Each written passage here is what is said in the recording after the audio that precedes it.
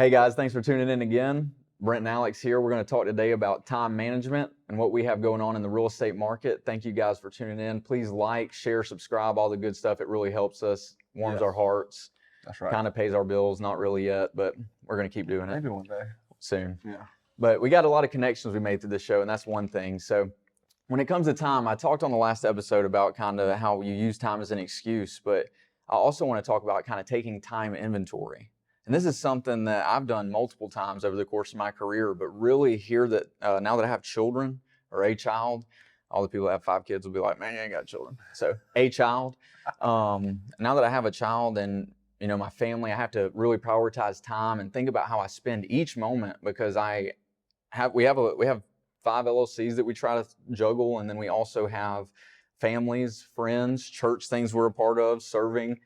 Time is a big thing. And honestly, it got to the point in my life, I don't know if you guys will relate, but essentially it gets to the point where you want to prioritize your time to not only achieve the goal of who you want to become, but also it's almost like a must. Like in my life now, if I wasn't scheduled on certain things, I would either never do them or it would probably just go into the wind. I probably just wouldn't spend my time doing it. So, and I think especially for high achievers, people who are, building businesses, doing things that we're, trying to do, you have to use your time wisely or it'll just get away from you and nothing will ever get done. And then especially, even if you're working a 9 to 5 or, in the work environment, if you don't utilize your time, you're just working and you're never taking care of yourself. You're never taking care of your body, your mental, none of that stuff. So for me, I have to balance my time because from 10 to 5 is pretty busy and I never know what's going to happen from that time frame. So I have to be smart about my time before that 10 to 5 window and even after,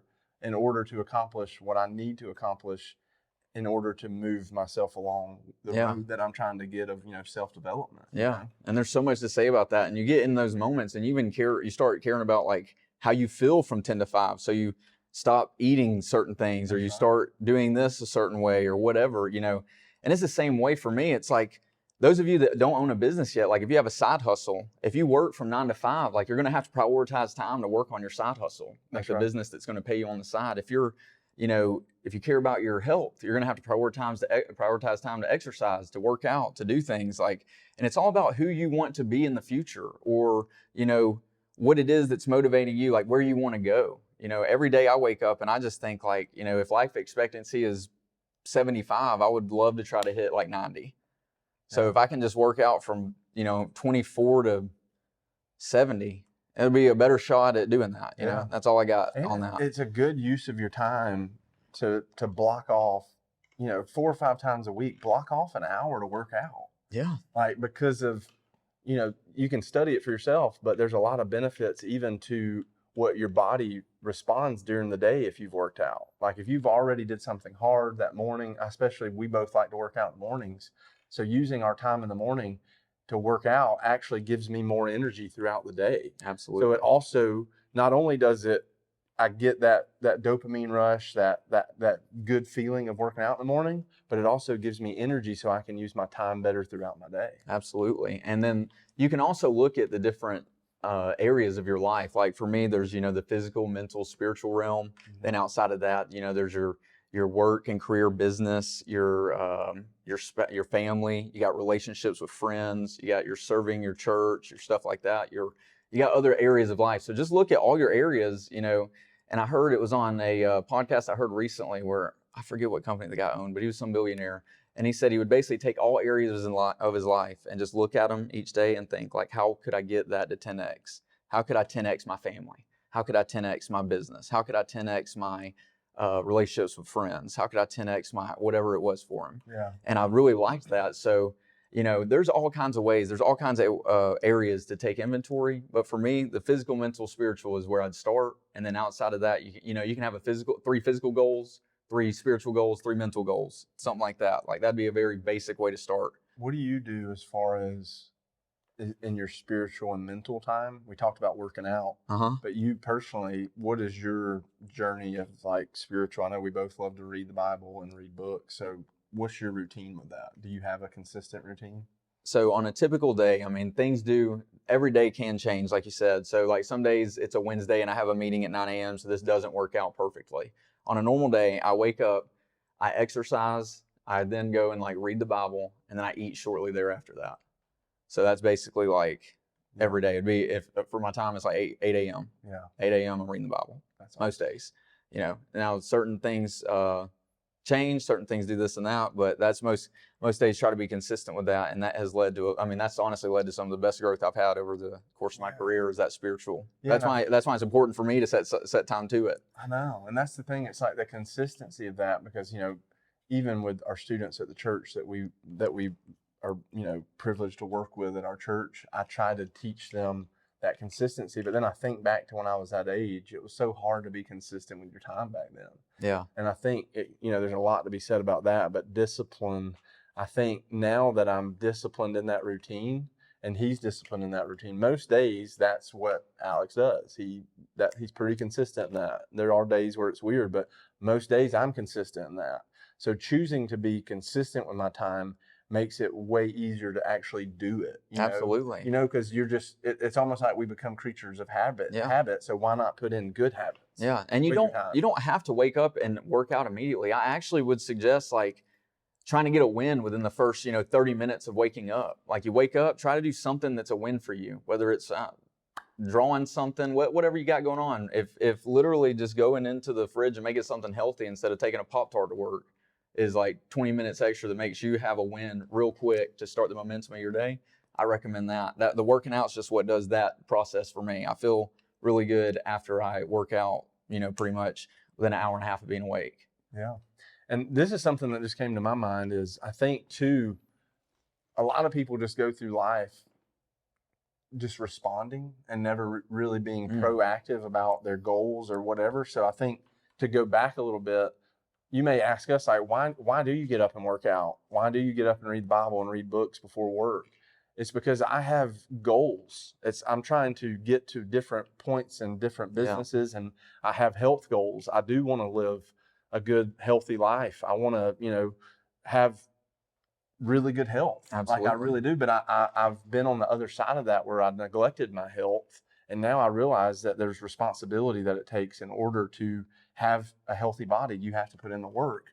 So really, I think the biggest thing for me is finding those goals, because you have to have something in mind that you're working toward, or you're going to get caught in those people that just go through life with nothing, at the end, no carrot. Or you'll still grow. You'll still read all the books and you'll still grow. But if the reason the goals are set out is because, like me, Alex Davis, I'm trying to become someone that is me in 50 years. I'm trying to have a bank account that looks like this in 10 years, and it's within the daily choices I make as to whether or not I become those. So it gets to the point where you said going through the motions.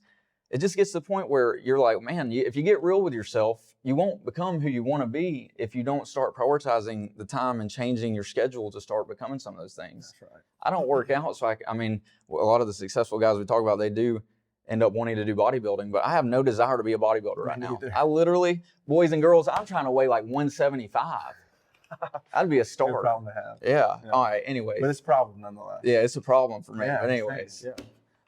But time management, whether it comes to physical, mental, spiritual, I like to do a lot of things before work so I can basically be motivated and have the momentum throughout the day to continue on. Let's say you get into 11 a.m. and you're in a funk. Well, you can think about what you did at 7:30 and it's like, okay, let's change to the present and let's keep going and make this thing happen. And I think you have to be, in today's society, we have to be so protective of our time. Like I was thinking about it, I just got back from a little quick vacation in Florida. And for me, it's so nice to sometimes put that phone away, because that phone can be such a distractor. Yeah. And you can literally lose so much time. I mean, just look at your phone actually gives you a report every week of how much time you spend on social media. Absolutely. And I'm embarrassed some weeks about my social media consumption. And I think if we're all being real with ourselves, that can really hurt you, as far as think about, I could have already learned Spanish this year if I just tried to learn Spanish instead of getting on Facebook. So think about how productive you can be with just wasted scrolling time. I think that's something that our society today really suffers from. And one thing I was convicted of recently was emails. It's like every time you get an email, I don't know, it may be a salesperson thing. Like the whole time in my career, if that phone like dings, you're just like, it could be money. It could be. So you answer it, you look at it, you gotta see who it is. But now at this point in my career, I probably get like 100 emails a day that are like this guy from a funding that says like, hey, generic message over and over. But as soon as I get them, I'm like, oh, delete. And I'm pretty good about staying organized. But there's some times where I need to just like put that thing away and just like keep focus and work, because you don't want to mess up the focus. That's exactly right. You don't want to mess up the focus. You're already using the time. You got to stay focused. Right there, man. Like that phone can be such a distraction if you're really trying to get that hard work done. So then it goes back to time blocking. For me, I have to set aside like a window of time to where I put my phone on disturb sometimes now to actually get some work done. So you might have to implement strategies like that in order to start to take control of your time, because we all get that same 24-hour window. But some people do a lot of great things in that 24-hour windows, and then some people don't do anything in that 24-hour window, and they don't have anything to show for it. And if you listen to this podcast, that's probably not you. You're probably trying to acquire something, whether that's wisdom, whether that's a good career, whatever it is. So these are strategies that we've had to implement 3 years into really truly being an entrepreneur. You start to really analyze your time, and you start to have to say no to things. Oh, absolutely. You really do have to start to say no to things. Absolutely. And because you've already said yes to something else, most likely. And when you start to prioritize this time, you'll start saying yes to, okay, Sunday is family time or whatever, Sunday from 3 to 9, I'm not going to hang out with anyone except my family. You just say yes to that. So you say no to the other things. That's exactly right. And that's pretty much the opportunity cost of a yes. Like basically by saying yes, you're saying no to everything else. That's exactly right. So, yep. So real quick, we kind of wanted to pivot this. I think we've had a really good conversation about time management, and time management is something, it's a practice. We're constantly changing our schedules. We're constantly through different seasons having to, tweak that schedule, but it's that consistency and that effort to prioritize your time that ultimately pay off. Yeah. But now we kind of want to flip and just give a little bit of a real estate kind of update of what we're kind of seeing in the market right now. And we're going to, talk about timing up the real estate market. I feel like people are always trying to time up the market. If you just have casual conversations with people, they're always like, yeah, we're waiting for interest rates to drop, or we're waiting for the market to get a little bit better. But my thought right now is, and I don't have a crystal ball, but I see a lot of these builders really gearing up to build a bunch of houses next year. They're talking about interest rates are starting to drop drastically. And I talked to one of our lenders last week, and he said they've already started to drop. So the interest rates are dropping. What do you think next year is going to look like if we have a pretty consistent, interest rate in the fours, in the high fours? What do you think is going to happen to the market? I think we've said this before, but essentially with the way next year is going to go, the rates are going to go down. Rates are going down next year, and once they do, I bought a house when the rates were down in 2021 and COVID was happening and everything, and there was houses that I lost on that had 72 offers, 50 offers. I think that basically what's going to happen is the people that are sitting on their homes waiting for, they've had their next kid. Okay, it's time to get a bigger house. They're waiting for that interest rate to go down. They're going to hit the market. I think people that are our age that have always rented, they're ready to buy a house now. They're going to hit the market. I think that 21-year-olds are going to try to get out of college, get into 6-figure jobs, and they're going to be in the market. So you think there's going to be? So I just think a bunch of people are going to try to buy a house at the same time. Yeah. Now, and I know, not to get political, but we know that they're going to try to have a good interest rate going into an election. So I see the interest rate really dropping. So it may be a good time if you're looking right now to get in the market, because I think a lot of people try to time up the market, whereas if you would just get in the market, you can start playing the game. Yeah, that's so true. That's so true. The economics show that if the demand goes up, or that the price is going to go up. So what do you really want to spend? Do you want to try to refinance later? Like, I don't know how many times you've gotten a loan, but it's essentially sending in some bank statements and your information from work and your taxes from the previous years, and then you just do that again in 2 years and get a 4% after you've paid down this loan. Correct. So that's that makes it sound easy, but you got to hit all the credit stops and all that. But that's essentially what you can do. And I think it's a good idea, especially like if you're in a position to where you're thinking next year is the year, go ahead and speak with a lender. Go ahead and understand, how much am I going to have to put down? what is my payment going to be if I stay within this price point with this interest rate? And that way you're ready to go into the market when that perfect house hits. Because it's so interesting to me. We're in Metro Atlanta. We're probably like 45 minutes from the city where we're at. And in our little area, it's crazy. They cleared so many lots about a year ago. And those lots have literally just been sitting with the stubbing out of the ground. And now they're starting to pour the foundation. Starting to build. Finally. So I think all these builders are ramping up for like a busy summer next year. It's what it looks in our little town. Well, and where we live too, like you got to think there was 4 new constructions that hit East Paulding today, and I think we got inquiries like twice today on them. Yeah. And I don't, where we live is basically people are trying to move there. Yeah, it's definitely more people are coming. So I think it's obviously dependent upon where you're at. I don't know if the big cities, I don't know if they're going to have a crazy market right now. We were just in New Smyrna Beach, and it's crazy what $1 million gets you in those areas. Because you can't make more of that land, that beachfront property. Oh my gosh, man, it's insane to me. But I think real estate is one of the coolest things of like going back to the timing aspect.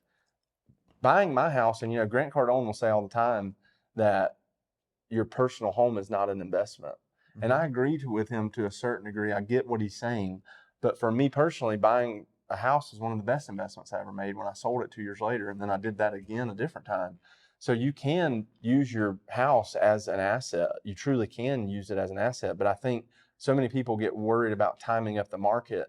They just sit on the sidelines the whole time. Yeah. It's kind of, I mean, from my point of view, it's like, it gets sad. You're just like, all right, just call me when you're ready. And it's like, if you would try today, then you could start building the equity right now. Because I don't know where you live, but where we live, prices aren't going down. Like, no. If you're going to be alive the next 50 years, prices aren't going down. Correct.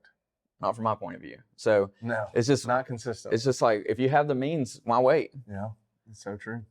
Well, dude, you got anything else? The only other thing I want to end on is going back to the time aspect. Once you start looking at the inventory of your life, once you start looking at, where am I spending time? Where is this happening? Just know that no matter what, if you just look at it and you don't start promoting a change, you're going to end up doing the same thing later. You're going to end up, if you spend your time this way, if right now you want to cut back on eating Chick-fil-A every day, then you try at first to cut it back to, 3 times, then 1 time, then no times. Like, don't just keep doing the same thing over and over and expect a different result. It's insanity, right? Insanity.